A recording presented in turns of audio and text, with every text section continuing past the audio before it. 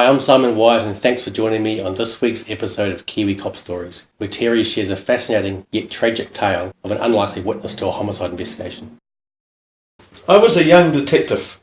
There had been what seemingly was a murder. There was a church hall, and what actually happened, it was a Sunday afternoon. It looks like one of the occupants of the hall, and they were old drunks and homeless people and what we call lags.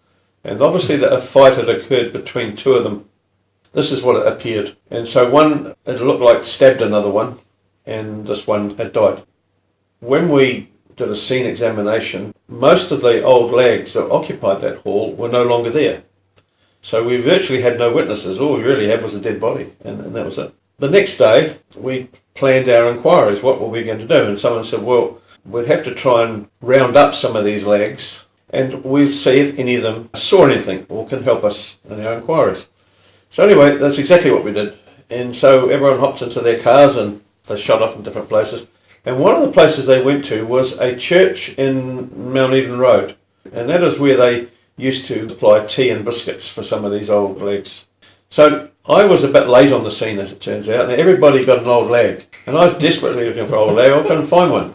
So I just stood there on the footpath thinking, damn it, I've got to find an old lag somewhere. And then suddenly from almost nowhere appeared this old guy, bent over, old gabardine coat, and he fitted the image of an old lag, right down to a bottle of wine in the back pocket, grass in his hair, unshaven. He just fitted the image. Yep. The only thing about him which didn't fit was that he was very eloquently spoken, and he said to me, Detective, may I speak to you? You wouldn't expect him to speak like that. Normally the old dad goes, nothing like that. I said, yes. He said, I take it from what I was overhearing, you were looking for witnesses in regard to a scuffle that occurred in the church. I said, yes, we are. He said, well, I can tell you that I was probably the only person that saw the events leading up to whatever happened to that man. I said, are you serious? And he said, yes, I am. And all the other gentlemen that they've taken away, they won't be of no use to you whatsoever. So I have my old lag. I didn't realise how unbelievably valuable he would be. So I took him back to the police station and I said, well, did you see anything? And he said to me, well, I'll tell you what, if you like to put a piece of paper in that typewriter, I'll give you a statement. Yeah, so I got the Imperial typewriter out. It's getting better and better. Oh, look, I got the A4 paper. And off I go. So he started to dictate a statement to me, and using some words I'd never heard of. And he was saying, well, we were in the hall that afternoon, watching television. He said there was a fight between one guy and another guy. He said, and I don't know what they were screaming about. So they're disagreeing about something. And we're telling him to shut up because we're trying to watch the TV. He said they went outside and they were carrying on. I can just assume, because I didn't see it, no one else saw it, I can assure you of that. He said one just stabbed the other one.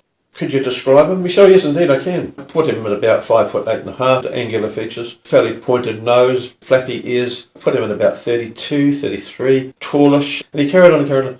And he gave me this unbelievably comprehensive description. And then he said to me, I can draw him if you like. Is this a witness from heaven? Yeah. And so I got him a piece of paper.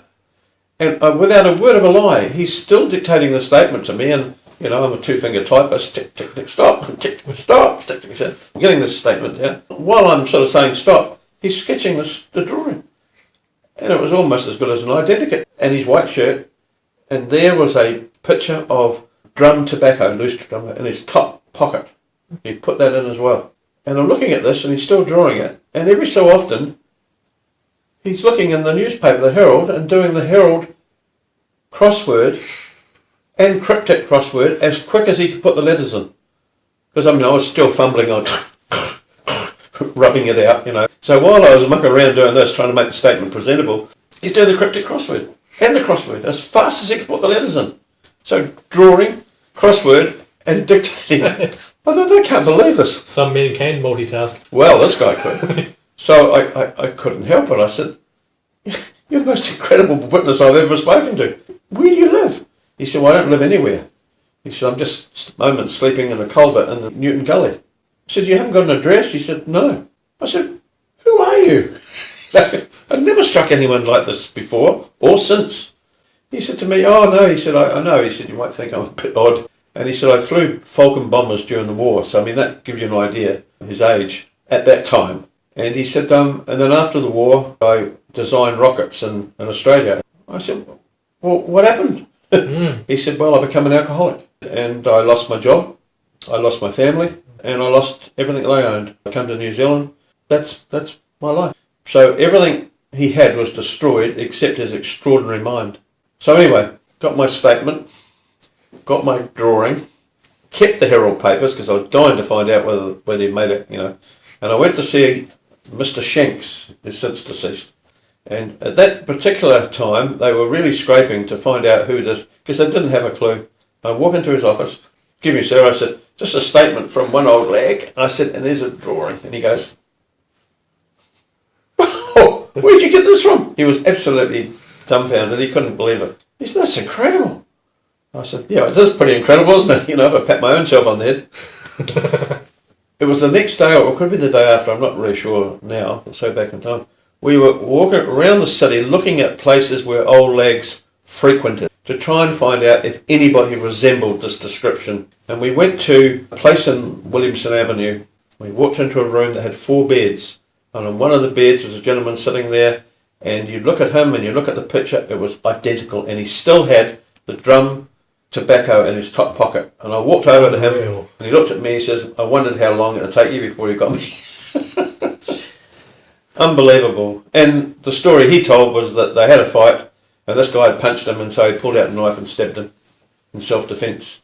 I can't remember what happened to him. I suspect he was convicted of manslaughter, but I can't really remember so far back in time. Yeah. All I do know, though, he didn't immediately plead guilty, and I know that we were looking for this old lag and we had the greatest difficulty finding him because he didn't have an address. Yeah. But that was a witness from heaven. I mean, you just don't find witnesses like that. You just don't. Oh, and when I checked the paper, it was dead on. He did the horrible crossword as quickly as he could put the letters in. I would spend the whole day trying to work it out. And the cryptic crossword, I would go a month and I'd never get it out. So that gives you an idea how super intelligent he was. But he'd fallen from grace. And there must be a lot of people like that around. Yeah. You can never tell. Never tell a book by its cover. Thanks for watching this week's episode of Kiwi Cop Stories. Join me next week for another story.